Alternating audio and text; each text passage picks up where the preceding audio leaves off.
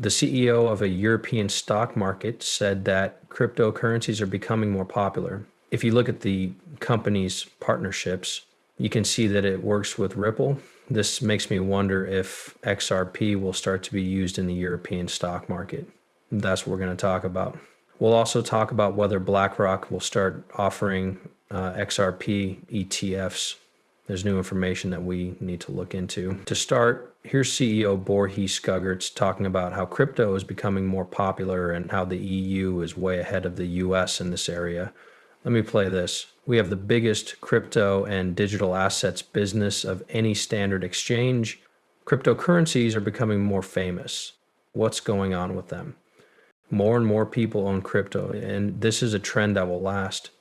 Also, more and more big name institutional buyers are getting into crypto, and things are moving really quickly. 1 million regular people trade crypto with Europe's 6th largest stock exchange group, which has 7 sites across the continent. This is not a small business or CEO talking. This is the CEO of Europe's 6th largest stock market. That's not what I would say.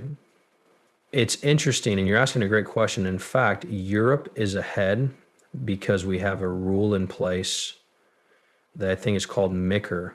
It's a good rule, and when you look at how different the rules are in the US, Europe is even ahead of the game now that things are moving so quickly. The US government is on our side, and we need to make sure we don't fall behind again.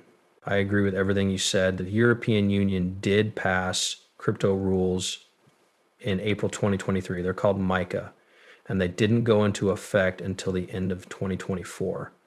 And that's why I was asking this channel how long it will take for the rules to go into effect, even if the US passes them tomorrow.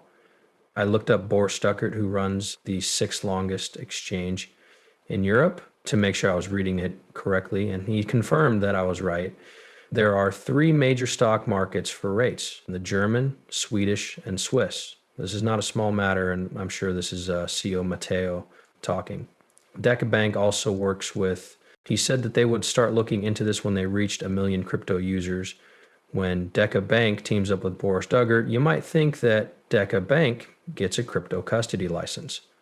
BaFin has now given out 11 more licenses for crypto companies. The only thing that makes Bank and Commerce Bank different from the crypto companies is that they're licensed under the Banking Act. Then you find out that Bank is a Ripple security partner, which makes you wonder if they're using Bank and Ripple custody. If Boris Dugard is using Bank, is this now the stock market that will be on the XRP ledger? I'm not sure. Let me ask you what you think. And I thought that was pretty clean. What do you think, ladies and gentlemen? Please listen, hit like or share. And if you find this helpful, please leave a comment below. It helps me get better. With your help, we could reach our goal of 100,000 members. I remember making movies that anywhere from 10 to 100 people watched at the same time. I owe all of you something. Thanks a lot. Okay, so this means that Ripple is working with big banks. We've already seen Ripple in Japan. As far as we know, Japan has about 200 banks, and a lot of them are connected to Ripple and XRP. You look all over Australia, right? There are 7 countries you look at, more business and tech licenses are owned by Ripple in the US than by any other blockchain infrastructure company in the world. As time goes on, you begin to wonder when BlackRock will appear. This person then shared some very interesting information. Let me go over what they said and tell you what I think about it. BlackRock is now a part of the SEC group. Will they now look at XRP as planned? The $10 a 0-cent trillion titan BlackRock will be at the XCC Crypto Task Force meeting. This meeting is different from the others because it's a message. The price of Ripple could hit XRP. That's why it's important. And what might happen next? Well, BlackRock isn't one for small talk. He was the first to file and lead the Bitcoin ETF revolution, while XRP is a result of BlackRock showing up when they don't belong and changing the rules so that the Ethereum can use them. Now, Ripple is a part of the SEC's most important crypto talk. Another important thing to keep in mind is that in the US, legal clarity only applies to XRP, which a judge ruled was clear. Finally, everyone knows that Bitcoin is clear now. So Ethereum should have peace of mind from a monitor from 2018. I think Ethereum missed a chance with that for now, but I still think Ethereum will hit $4,000 0 cents, $5,000 0 cents, or $6,000 0 cents. I don't think it will go any further than that. I think people are tired of building on Ethereum.